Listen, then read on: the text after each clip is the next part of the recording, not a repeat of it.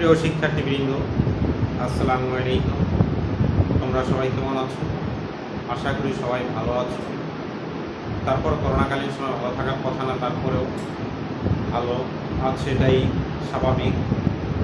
কারণ ভালো থাকা যায় না, কারণ হচ্ছে তোমরা দীর্ঘদিন যাবৎ বিদ্যালয়ে আসতে পারো না, ঘরে বসে বন্দি জীবনযাপন করতে হচ্ছে। কিছুই করার নেই। আল্লাহ তাআলা হয়তো একদিন এই মহামারী থেকে মুক্ত করবে দেশকে এবং শিক্ষা প্রতিষ্ঠান খুলে দিবে, তোমরাও বিদ্যালয়ে আসতে পারবে। যতদিন পর্যন্ত এই মহামারী মোটামুটি না কমবে ততদিন পর্যন্ত শিক্ষা প্রতিষ্ঠান খোলা হচ্ছে না, যার কারণে তোমাদের বাসায় থেকেই লেখাপড়া করতে হচ্ছে এবং আমাদেরও অনলাইন সিস্টেমের ক্লাসগুলো দিতে হচ্ছে। তাই অনলাইন সিস্টেমের যে ক্লাসগুলো দেওয়া হচ্ছে তারই ধারাবাহিকতায় আজ আমি তোমাদের তৃতীয় শ্রেণীর বাংলা দ্বিতীয় পত্র নিয়ে আলোচনা করব। আজকে আলোচনার বিষয় হচ্ছে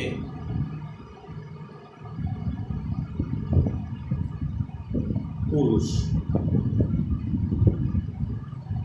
আমাদের আনন্দ ব্যাকরণ পাঠে ব্যাকরণ অংশের যে অংশ রয়েছে পুরুষ, সে পুরুষ নিয়ে এখন আমি আলোচনা করব।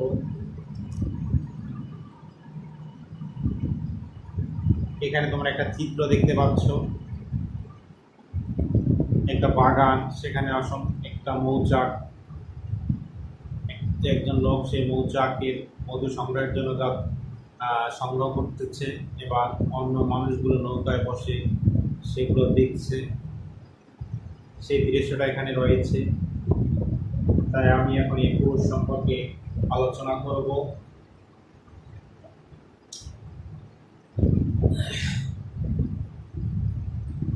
এখানে তমাল ও তিথি তার বাবা মায়ের সাথে সুন্দরবনে বেড়াতে এসেছেন। বাবা বললেন, এই দেখো আমাদের সুন্দরবন। আমি ছেলেবেলায় বাবা সাথে এখানে বেড়াতে এসেছিলাম। এখানে তমাল ও তিথি তার বাবা মায়ের সাথে সুন্দরবনে বেড়াতে এসেছেন। বাবা বললেন, দেখো আমাদের সুন্দরবন, এটা আমাদের সুন্দরবন। আমি ছেলেবেলায় বাবা মায়ের সাথে এখানে বেড়াতে এসেছিলাম, তোমরাও এসেছো। এখানে তমাল তিথির সাথে যে তার বাবা মা, তমাল এবং তিথিকে তার বাবা মা সুন্দরবন ঘুরতে বা বেড়াতে নিয়ে এসেছে এবং যখন তমাল এবং তিথিকে সেই সুন্দরবন দেখাচ্ছে তখন তিনি বলেছেন যে ছোটবেলায় বাবা মায়ের সাথে আমিও এখানে ঘুরতে এসেছিলাম, তোমরাও এসেছো। এই বন শুধু প্রাকৃতিক সৌন্দর্যের জন্য বিখ্যাত নয়, এখানে রয়েছে অনেক লোকের জীবন জীবিকার সংস্থান। এটা যে শুধু প্রাকৃতিক সৌন্দর্য এমন নয়, এখানে রয়েছে প্রাকৃতিক অনেক সম্পদ, যে সম্পদগুলো সংগ্রহ করে অনেকেই জীবনযাপন করে থাকে। সেই বিষয়টা এখানে তুলে ধরেছেন। তাদের জীবনও কাটে প্রকৃতির সাথে। যারা এখানে কাজ করে থাকেন তাদের জীবনও কাটে প্রকৃতির সাথে, অনেক সংগ্রাম করে।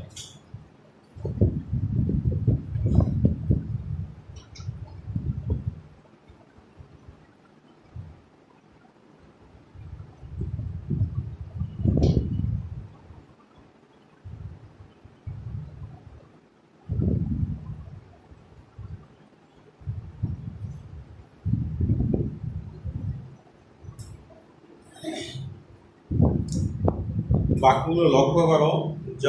বাবা যখন নিজের সম্পর্কে কথা বলেন তখন বলেন আমি, আমাদের, আমরা। একইভাবে ছেলে মেয়েদের সম্পর্কে যখন বলেছেন তখন বলেছেন তোমরা। অপর মানুষদেরকে সম্পর্কে যখন কথা বলেছেন তখন বলেছেন তাদের। এই পদগুলোই হচ্ছে পুরুষ। এই পদগুলোই হচ্ছে পুরুষ। অর্থাৎ যে পদ দিয়ে বক্তা, শ্রোতা বা অন্য কোনো ব্যক্তি, বস্তু ও প্রাণী বোঝায় তাকে পুরুষ বলে। তাকে পুরুষ বলে। পুরুষ কাকে বলে? যে পদ দিয়ে বক্তা শ্রোতা অন্য কোনো ব্যক্তি বস্তু বা প্রাণী বোঝায় তাকে পুরুষ বলে।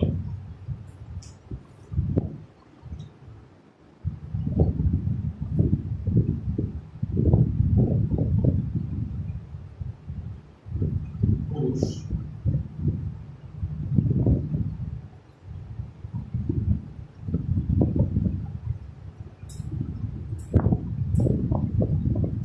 যে পদ দিয়ে বক্তা যে পদ দিয়ে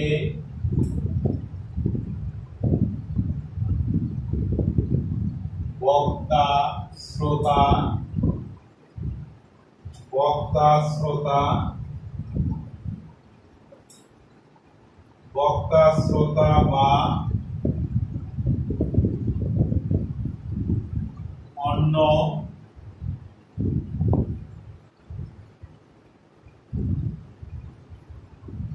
কোন ব্যক্তি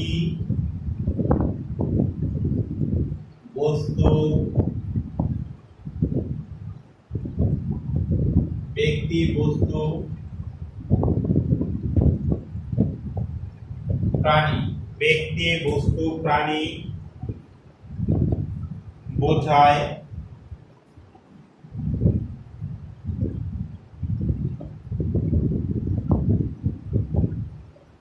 তাকে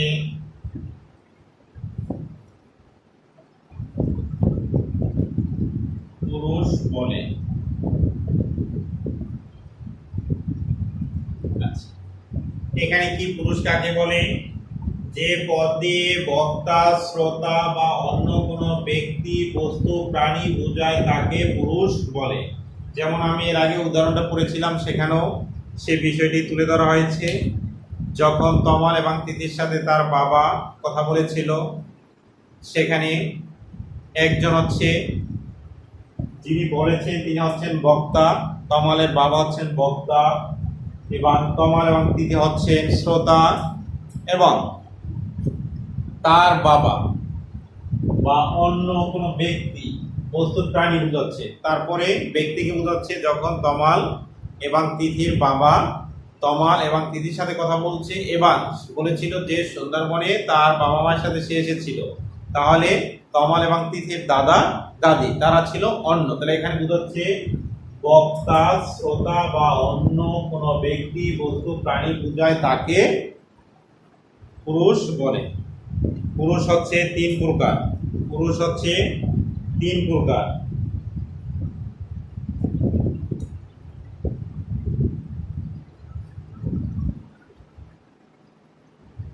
পুরুষ তিন প্রকার, যথা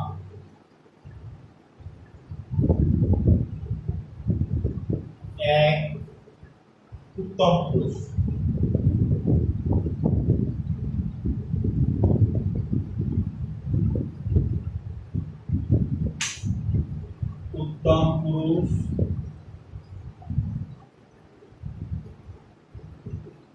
দুই নম্বরে মধ্যম পুরুষ,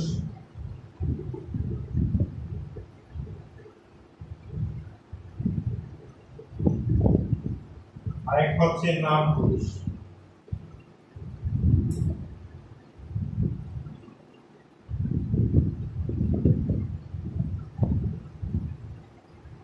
পুরুষ কত প্রকার? পুরুষ হচ্ছে তিন প্রকার: উত্তম পুরুষ, নাম পুরুষ এবং মধ্যম পুরুষ। উত্তম পুরুষ, মধ্যম পুরুষ, নাম পুরুষ।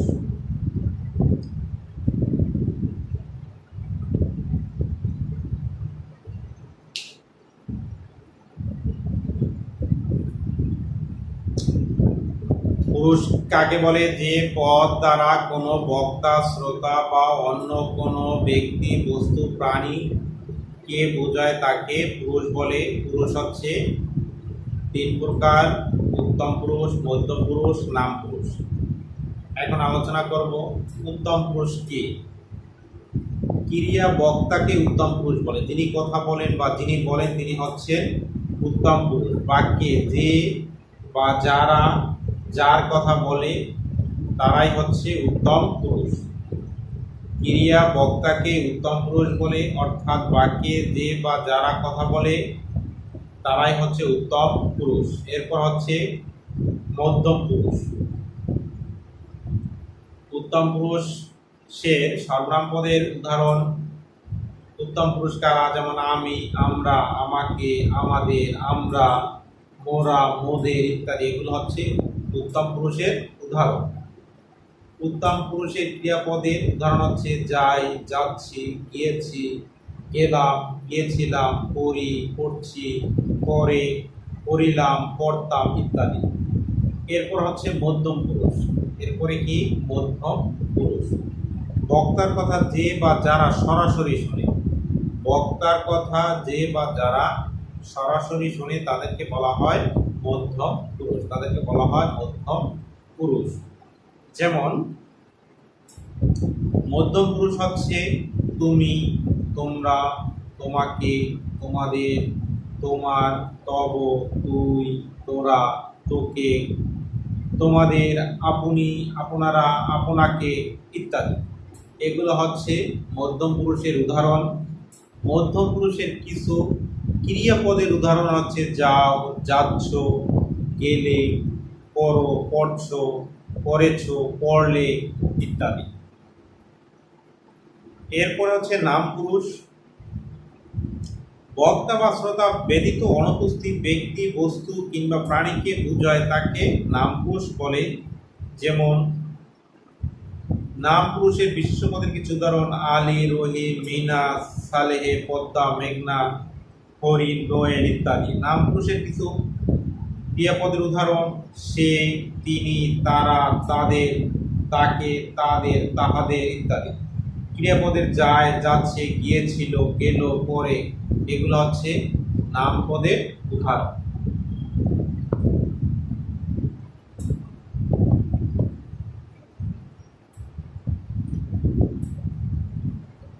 এখন তোমাদের এগুলো থেকে পড়তে হবে পুরুষ কাকে বলে, পুরুষ কত প্রকার ও কি কি, এবং বিভিন্ন প্রকার পুরুষের উদাহরণ। যদি পরীক্ষায় তোমাদের এই কোনো প্রশ্ন থাকবে, যেমন তোমাদের এখানে এই পুরুষের পরের যে অংশ রয়েছে সেখানেও তোমাদের প্রশ্ন এখানে উল্লেখ করা রয়েছে। এই ধরনের প্রশ্নে সাধারণত ঘুরে ফিরে থাকবে, যেমন পুরুষ কাকে বলে, পুরুষ কত প্রকার ও কি কি। তাহলে তোমাদের এগুলোই পড়তে হবে। যেমন এখানে রয়েছে, দেখো লক্ষ্য করো, পুরুষ কাকে বলে, পুরুষ কাকে বলে, পুরুষ কত প্রকার এবং কি কি। 2 নম্বর প্রশ্নে রয়েছে প্রতিটি পুরুষের 3টি করে সর্বনাম ও 3টি করে ক্রিয়াপদের একটি তালিকা তৈরি করো।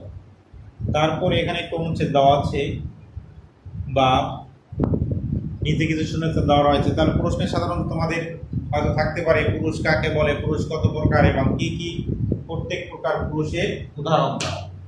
এই কারণে হয়তো প্রশ্ন থাকতে পারে, তাই তোমরা এই প্রশ্নগুলো সুন্দরভাবে মুখস্থ করবে।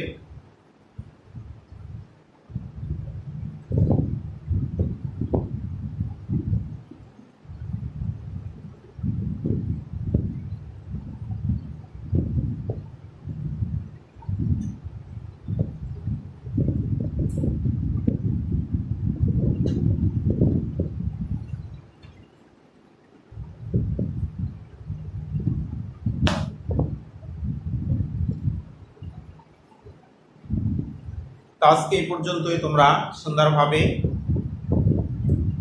এই পড়াটি পড়বে, পুরুষ কাকে বলে, পুরুষ কত প্রকার এবং কি কি, এবং প্রত্যেক পুরুষের উদাহরণ সহ মুখস্থ করবে।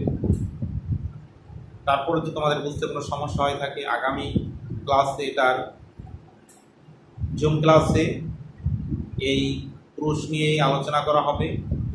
তখন তোমাদের কোনো সমস্যা থাকলে তখন প্রশ্ন করবে। আজকের মতো সবাই ভালো থাকো, সুস্থ থাকো। আল্লাহ হাফিজ।